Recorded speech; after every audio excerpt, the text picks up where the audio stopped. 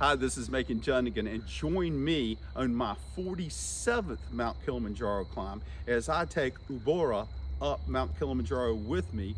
If you're interested in going, contact them, and we'll see you in Moshi, Tanzania, Africa, July 2022.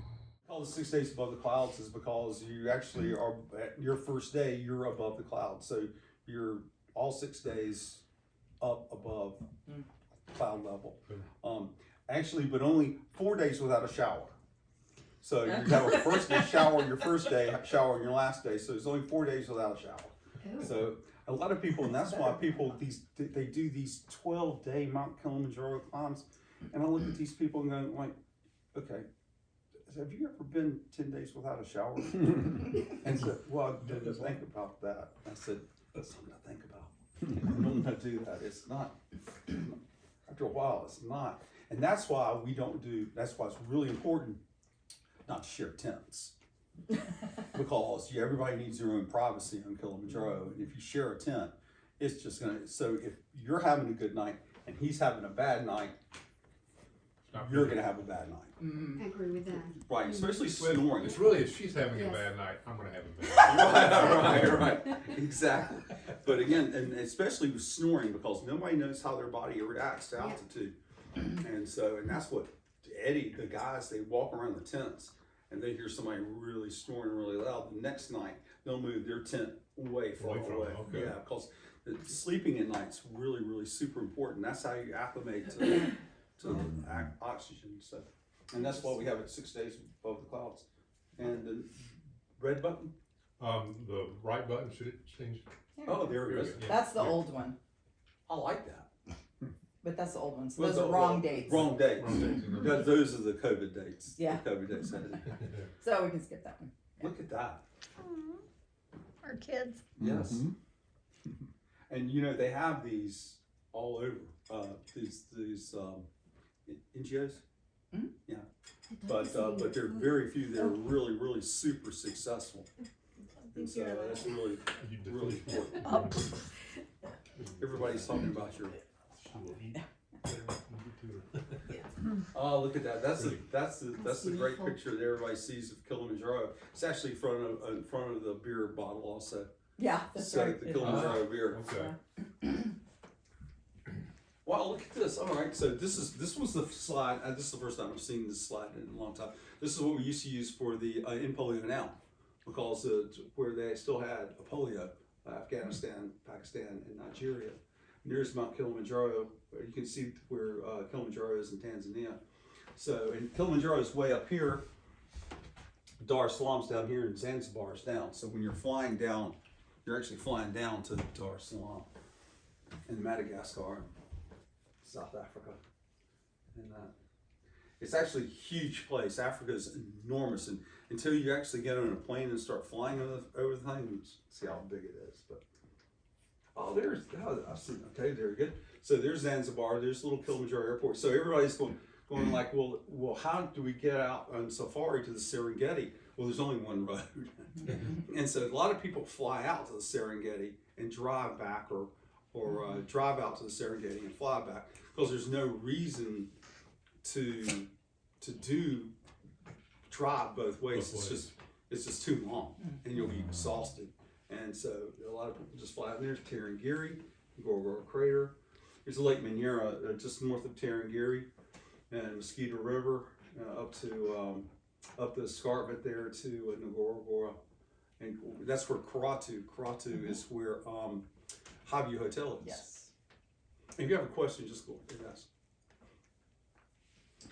And there's Zanzibar down there. So yeah. And so that's how most people see Kilimanjaro is every single day is that little bit above the clouds, because unless you get up there really, you've been out there and seen it, you can, every now and then it comes out to see it, but most of the time it's above the clouds. Or completely covered. Or completely covered. I've been out there for weeks at a time and never saw the Me mountain. too. Really? Yeah. Mm-hmm. Yeah, that's something that big, 19,388 feet, that you can't see at all because it's completely covered up. Another picture. This is the Expedition of Hope. This is when, so this gives you really good, so this is Crowder's Mountain, and that's the scale. Crowder's Mountain's at Kilimanjaro. So, Goodness. yeah, that's when we did the Expedition of Hope climb. And so you can see how small that is, so again, it's the route. And it shows you all 5 of the climate zones there? I think the next slide does that. Okay.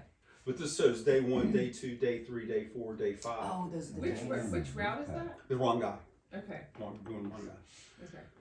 Up the wrong guy, down the Morongo. Right, Okay. right. I quit doing the tourist routes because it's just too crowded. Okay. That's what I was curious, but Morongo's takes a little longer. What's that? Does Morongo take longer? The wrong guy.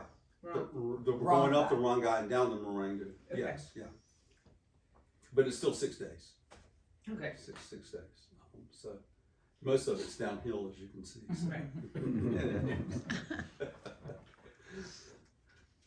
Oh, that's me. Wow. Younger days. Oh, I can't wait to get back to the mountain. That's Joseph Mela. Joseph Mela is maybe with us. I'm not sure. This is he getting the book that he took Jimmy Carter up Kilimanjaro, and this is the book that Jimmy Carter wrote, and that's Jimmy Carter's best friend giving Joseph the book, signed over to him. Jimmy Carter climbed Kilimanjaro. Mm-hmm. I didn't realize. Yeah, All the way? all the way. Wow. Very cool. Years ago. I was say probably wasn't last year. But No.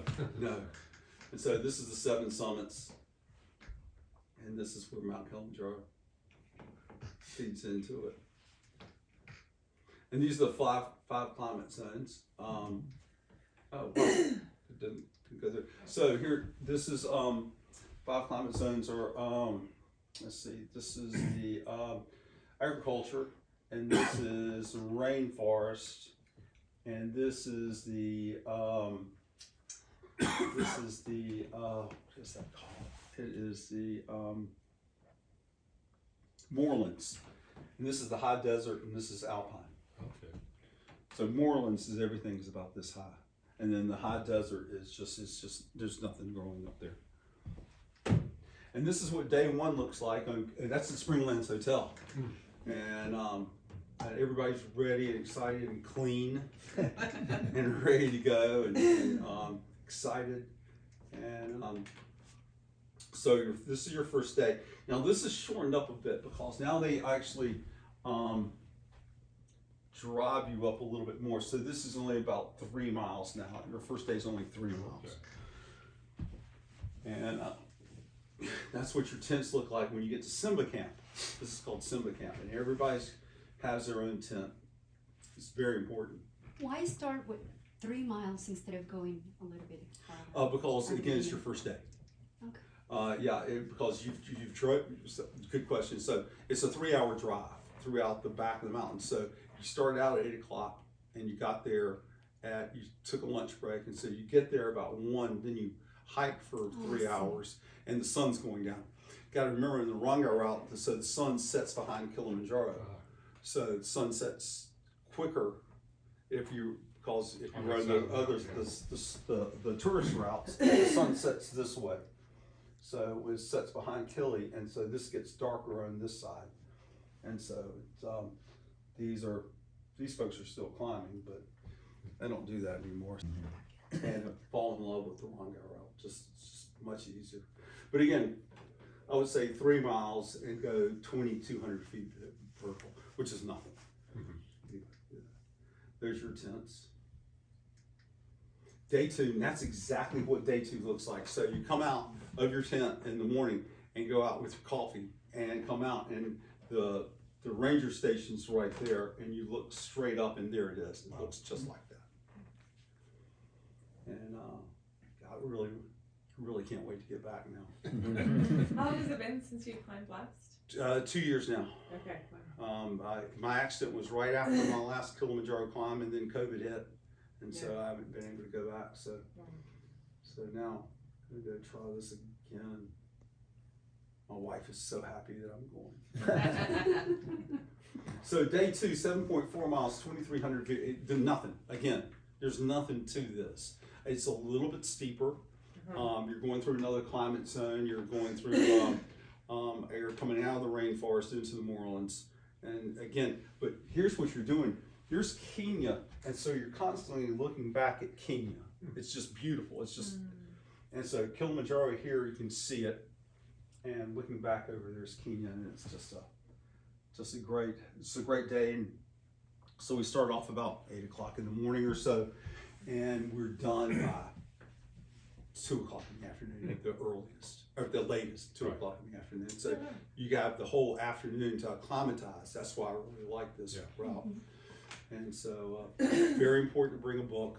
Very important to have something to do in the afternoons. A lot of people are really super tired and they just want to sit in their tent. Hang out, have downtime. Yeah. A lot of downtime. Read a book. Read a book. Listen to the radio. If you've got a shortwave radio, you can tune in to Kenya.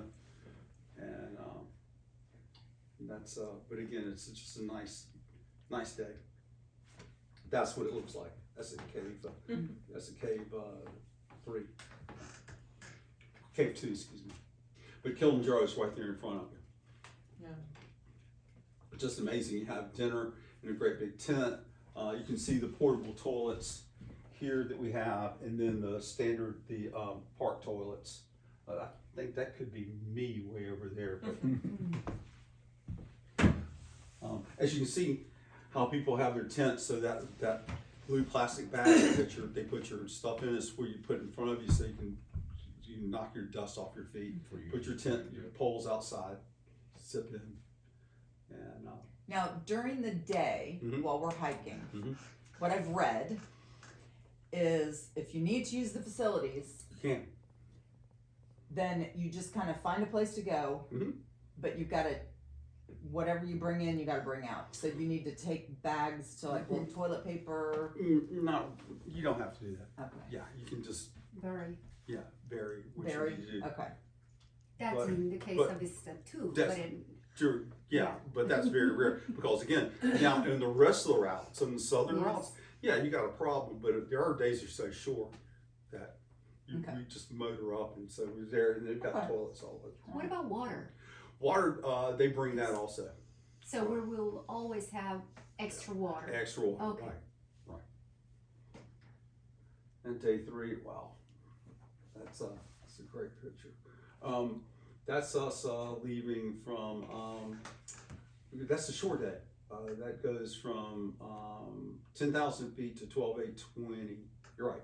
And that only takes a few hours. I mean, we leave at 8 o'clock and we should be there by 12. And so you get there and that's what you do. You get in your tent, you're 12,820 feet. It's that pretty looking back over. You're at 12,000 feet at that point? Mm-hmm. Wow. And, but again, poly pace. There's not I'm always in the back. I'm never up front. The porters and guys, they're always in front of us.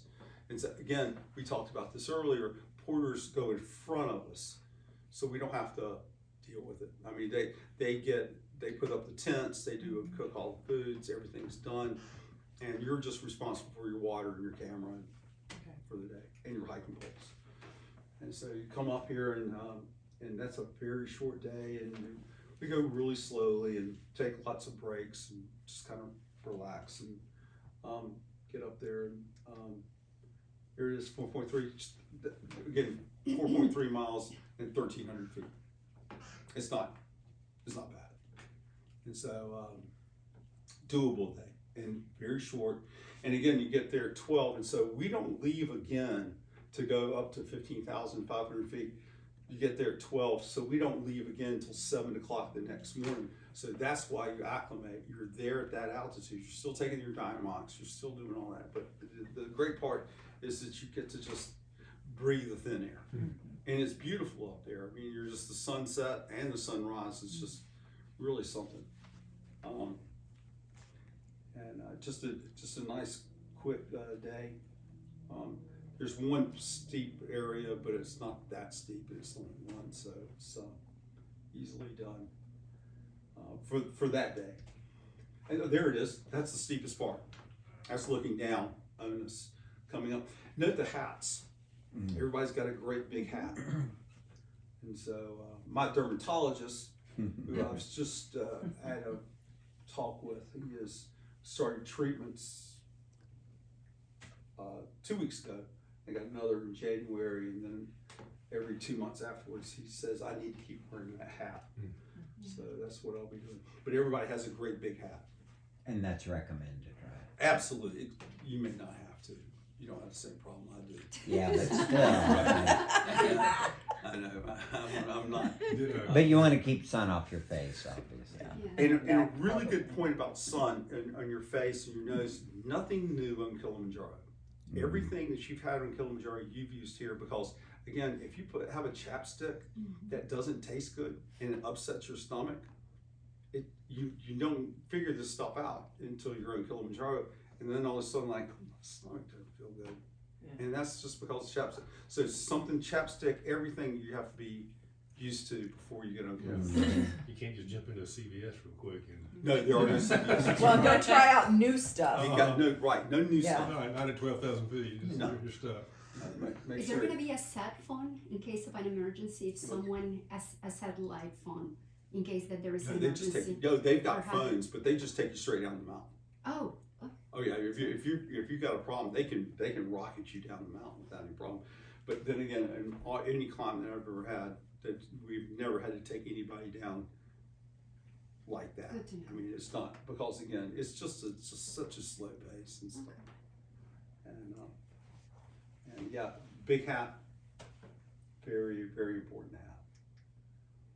Oh, looking back, again, it's been a couple of years since I've been over there, but that's what it looks back in the evening when the clouds come back in. So the mist rises and falls over Kilimanjaro. So at night the mist will in the afternoon the mist will completely cover Kilimanjaro, and then during the afternoon when it cools down, the mist comes back down and Kilimanjaro reveals itself, and then it goes down and the cloud level drops down to 10,000 feet.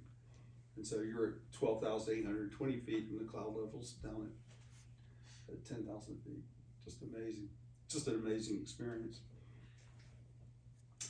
Day 4, absolutely. So you're leaving 12,820 feet now, and you're going up to 15,500 feet, and so you can see the path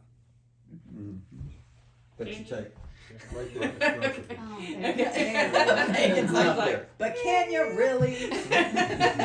that looks like a day where you're just kind of hoping to keep on Yeah, you're it's a just- long day. Yeah. Where you're hoping that you find yourself interesting as you're just thinking in your head all day. And so it's pretty straightforward climb. And but yeah, there's Kilimanjaro. But if you really think about it now, if you think about this mountain thousands and thousands of years ago when it exploded and the paraplastic flows, you can actually think about them coming down through these channels and stuff, and how it all, when it was active. This is 6.2 miles, 2,700 feet vertical. Again, not very steep, a little bit longer. But again, you're coming into 12,120 feet, going up to 15,500 feet. And yeah, it starts to get a little bit more, again, very slow pace. And we go up to Kibo, and but that usually takes, we leave there at 7, we're usually there by 12. Oh, really? So it's not 7, leave at 8, get there by 1. Even in a poly, I mean, really slow pace, we do that. And yeah, it's fun when you come up and you can actually see Kibo for the first time. And you come up to a rock and you still have another 45 minutes to climb, but you can see it. It's just pretty amazing. And that's what it looks like. Again, that's how folks are dressed to go from 12,820 feet to 15,500. You can see that. It's not freezing cold or anything like that. But the sky is just this incredible cobalt blue at altitude. But again, everybody has hiking poles. Everybody has their hats. I always carry a pair of gloves just in case a cloud comes over, it gets cool. But yeah, that's how it. And that's looking back. You can see again the trail back here. And that I've come off the trail here and took that shot. So there's the trail. There's everybody down below.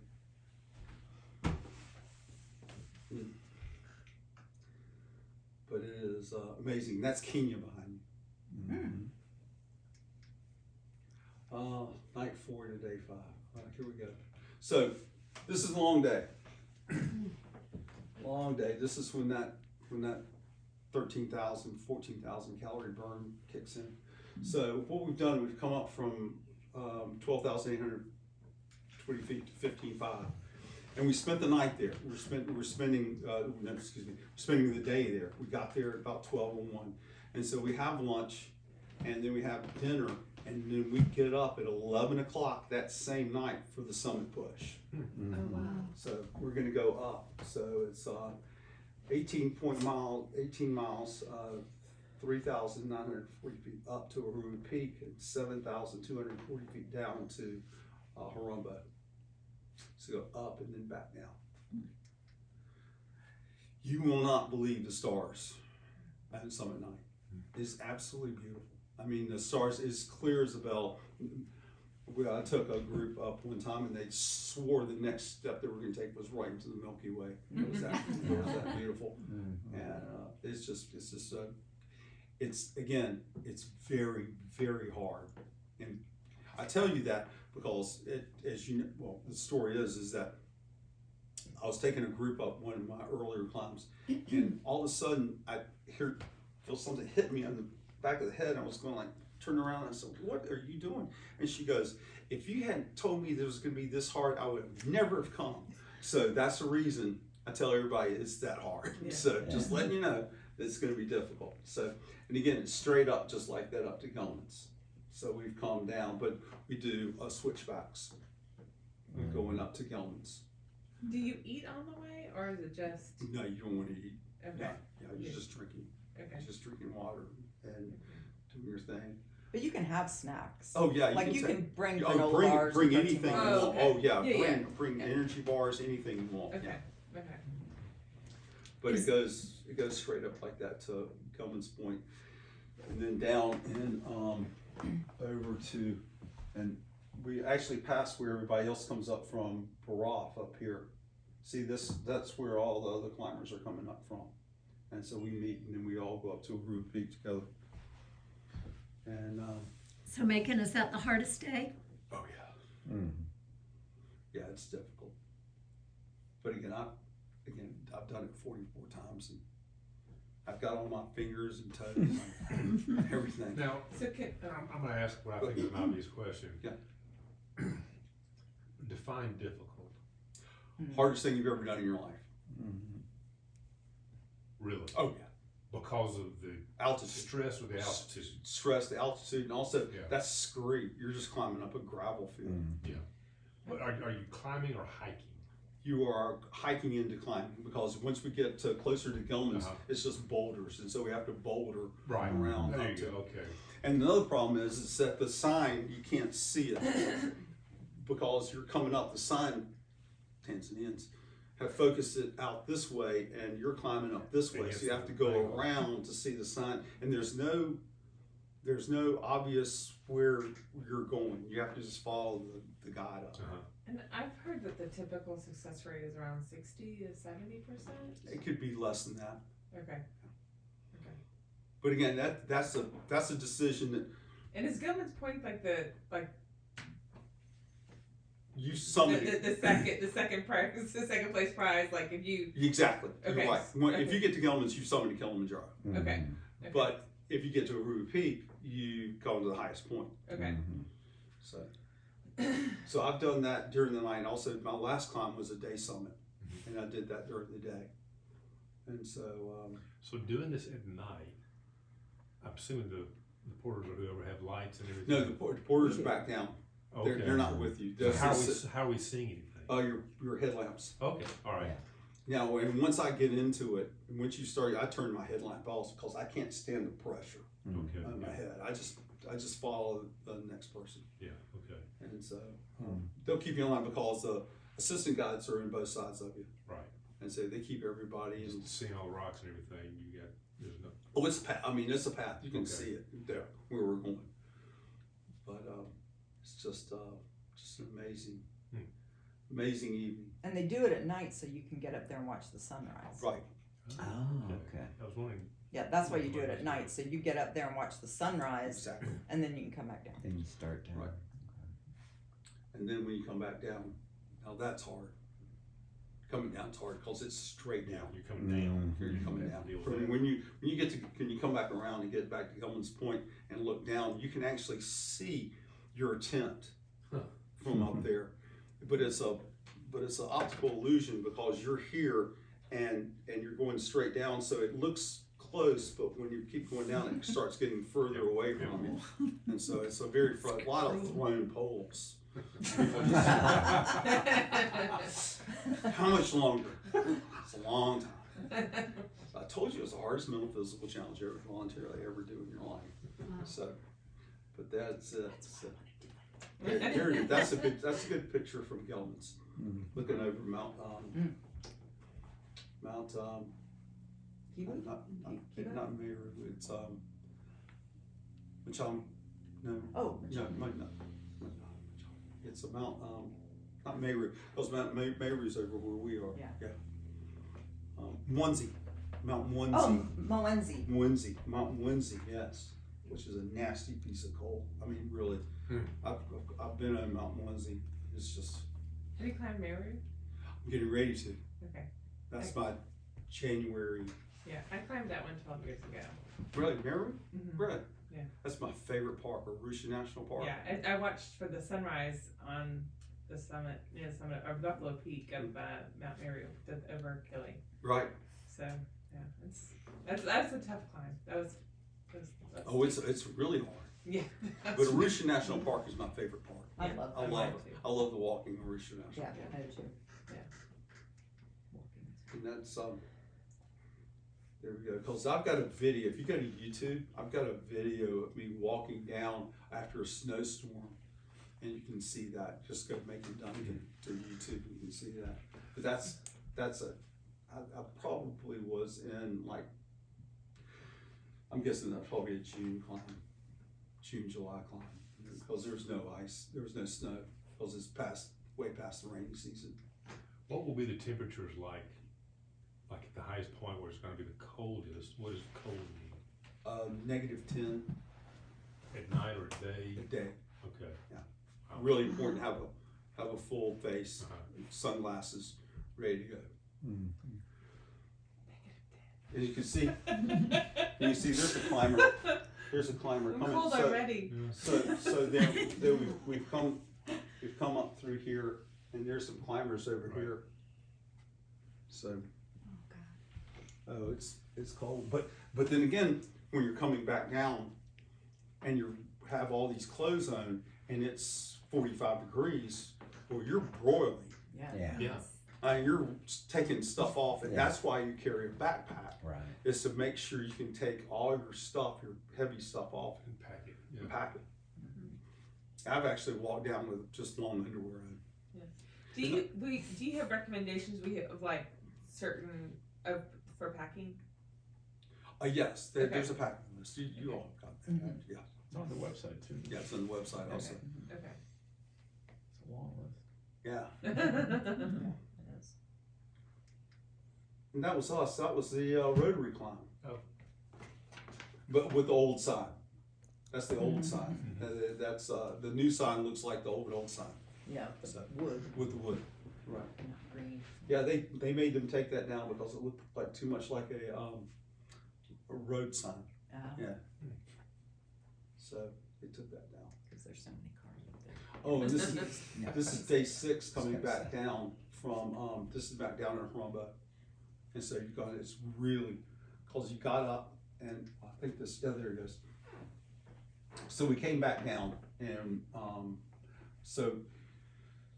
so you get back, you summit, you come back down to Kibo, and then you collapse in your tent. Just everybody just falls right in the tent, just out, and sleeps a couple hours. So 10, 11 or so, and it gets you up about 12 because you have to get out of there about 1 because it's going to take you with the sun setting. You don't want to be on the trail at night coming back down to Harumba because you're too tired and your legs are you're really tired. Mm. And so we get you down to Harumba. So the sooner you can break out of Kivo coming back down, is super important. Is And- there- Oh, sorry. Go ahead. I was gonna say, I guess like, is there a time limit for when it's too late to try to summit? Like, so like you said, like you're hiking your way up, and then like, do you guys make a call like at this point it's been too long, or Yeah, they'll know that pretty quickly. Okay. by how you're acclimating? By your, by, Okay. Yeah. Okay. and they'll just say, hey, Okay. it's just, yeah, because you can't spend the night again at Kibo because you feel bad Right. anyway. Right. But as soon as you break out of Kibo, I mean, really, you drop like a stone from 15.5. I mean, you start losing altitude coming back, so you start breathing thick air really quick. And it feels really super, taking it all back in. And that you've done it, or got to Gelman's, or, Yeah. and it's kind of because you got all these people, it's just not gonna be us, it's all these other groups that are climbing. And then you get to where the folks from the Baroff come up from the other camps, and they're all up there, and so you're in a full moon climb, there could be 1,000 people up there. Wow. I mean, really, because there's all these people coming from all these different routes, Joining. joining you up, and there are only 2 routes to the summit, Um, and then there becomes 1 route to the summit, so you got this bottleneck of people going up there. how long does it take to get from Gilman's to Uhuru? From Gilman's to Uhuru, it takes about 2 hours. Okay. Pulley. I mean, Yeah, really. yeah. I mean, it's Sure. you're really. It's usually not pretty. I mean, I can't tell you a couple of times where I didn't just get to my knees and just go like, okay. You have to really want to do this. It's kind of like the fourth quarter of a football game, or the fourth quarter of and you're exhausted. You really got to really dig deep and say, okay, I'm going for this. It's right there. I can see it. And you get up there and you take a picture, and nobody spends more than 10 minutes up there. Mm-hmm. But and then you come back down, and then but once you start coming back down from once you get to Kibo again, and then you sleep, and then get back up, and they feed you a little bit, and you come back down to Rumbo, just kind of start, and you start marching. Oh, okay, this is all right. This is okay. But as long as your boots fit well, because if they didn't, your feet start to hurt, and so that's why it's really important to make sure these things are broken in. You don't want to. You know, I can't tell you how many times I've lost toenails in these. Really? Yeah. Well, I know every time I go to Tanzania, even just being at 5,000 feet where the village is, I swell up. My hands and my feet just swell up. I don't know if you experienced that when you lived there, but I just always swell up. So I need to be sure that I buy shoes that are gonna be okay when my feet swell up, because it doesn't go away no matter how much water I drink. I'm swollen while I'm over there. Well, I never eat the soup of the mountain because we always have soup every night. You start off with soup, Right. just like most meals. Yeah. But I don't have it because it's a kit. It has a lot of sodium in there, Yeah. and I'm completely can't do sodium. Are there any medical conditions that people should know about that kind of make them have a proclivity to getting altitude sickness? Like, have you ever heard Like that there's asthma? a connection between, well, if you had asthma, I wouldn't recommend doing it at all, but No, I've taken asthmatics up there as long as they had their inhaler, because we walk so slowly. Yeah. But from a doctor's, I'm not a doctor, so I Right. can't really. right. I just didn't know if there was something that you knew, like, okay, people that have this condition typically have a hard time. I know scuba divers have a hard time. Interesting. For some Say that reason. again, I'm sorry. Scuba Scuba divers, people who do a lot of scuba diving have a hard time in Kilimanjaro. Because they're used to going down. Yeah, and having oxygen with I'm a them. diver. Well, that's what I've had scuba divers with me, and they said that we had to give them extra diamox. So, But I live in Chile. I did the ultra marathon of Los Andes. That was 21K going down. I know, Cool. not much. we'll see. That's been my one experience. I had a bunch of scuba divers, and they still summited, but. But yes, this is it, day 6 coming down. You're looking forward to it. This is your day before this is right before your shower. And if the great thing about coming down to Springlands Hotel, if we can always know if we have electricity or not electricity, because if you not have there's no electricity at Springlands, you're drinking a warm beer and you got a cold shower. If you had electricity, you have a cold beer and a warm shower. So it works out. And again, electricity in Tanzania is really, if you have no earthly idea what you're walking into. So. Like my country. Yeah. It goes up and down. It's crazy.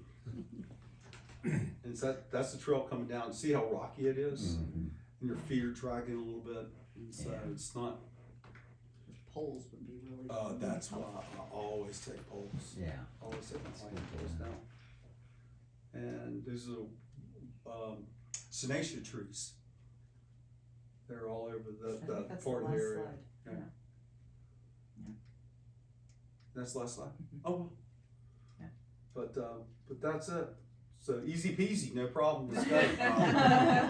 But again, climbing Mount Kilimanjaro is the hardest mental physical challenge you'll ever voluntarily ever do in your life. And so I'm letting you know right now. And again, you just got to get ready for it. I mean, you just can't just get your stuff 2 weeks beforehand and show up in Kilimanjaro. You've got to get out there at 2 o'clock in the morning, 3 o'clock in the morning on a really cold morning with all your gear on, and just start walking around and just kind of Know what get it's like, how yeah. everything, how the lights work, how you feel, drinking water. You know, it's just super important. What did I used to say all the time about climbing? You get more. You get more. You get as much into it as you put into it. Oh, yeah. Much of climbing Kilimanjaro. The more you put into it, the more you'll get out of it. So Headmaster Godfrey, who used to be the headmaster of the school in Karansi, he climbed it one time, and he told me he did the coolest thing, and I thought, I need to remember this. But he said that because there's not a lot of chit chat apparently that goes on, everybody's very focused on walking, so it's not like this fun little family climb. Yeah. And so what he did was he had a verse from scripture that he just took with him, and he had a list of people and things that he was praying for, and so that's what he did like the whole time, was meditated on that verse and prayed for the people on his list, and just kind of had that in his pocket, on an index card. And he said it was some of the best time that he ever had with the Lord, just doing that walk. So I thought that was kind of cool. It is a spiritual, because a lot of times it's the closest you'll ever come. I mean, Yeah. So I mean, I'll never climb Everest. I have no desire at all, ever. Too old, too smart, Too smart. and too poor. I mean, I don't have $62,000 Seriously. to put into this. Speaking of, have you? I'm sorry, I haven't seen the information, but do we know the costs? Yeah. Can you please repeat that about I forgot sleeping what I bag? said. Yeah. So it's really super important when you're going on eBay and buying your sleeping bag. You can get it, but you got to make sure it's 0 Fahrenheit sleeping bag and not a 0 Celsius sleeping bag, because you will freeze to death in 0 Yeah. Celsius. Because that's Big difference. rated to 32 degrees, and you need Need 0. better than that, yeah. Yeah, You need 0. You're 0, right?